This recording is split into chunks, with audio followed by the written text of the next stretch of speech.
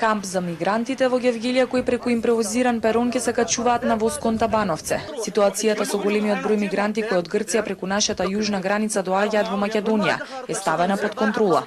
На терен се полицијата, војската и екипите на Црвениот крст кои ги преносачуваат кон пунктовите каде им се делат шатори, храна и вода. Нашата интенција, кажав јас и синоќа, во визија не херметички да затвориме границата, туку да обезбедиме еден соодветен трансфер на мигрантите согласно капацитетите за соодветно згрижување, односно за соодветен хуманитарен аспект. Големиот хаос кој синоќа го предизвика толпата мигранти утрово не се забележува.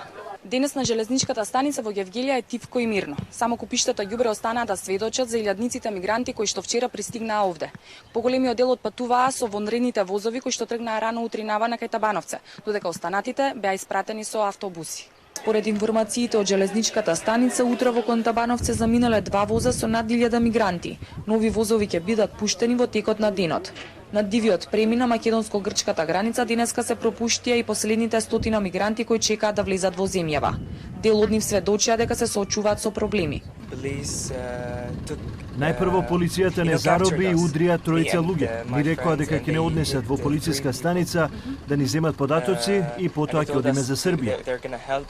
На македонско-грчката граница засега нема наплив на нови мигранти. Според полициските извори во текот на изминатите 24 часа низ Македонија од јужната до северната граница поминале над 1500 мигранти. Според планираното, мигрантите ќе се пренесуваат со автобуси на 2 автобуски компании и 3 редовни и 1 вонредна линија на македонски железници.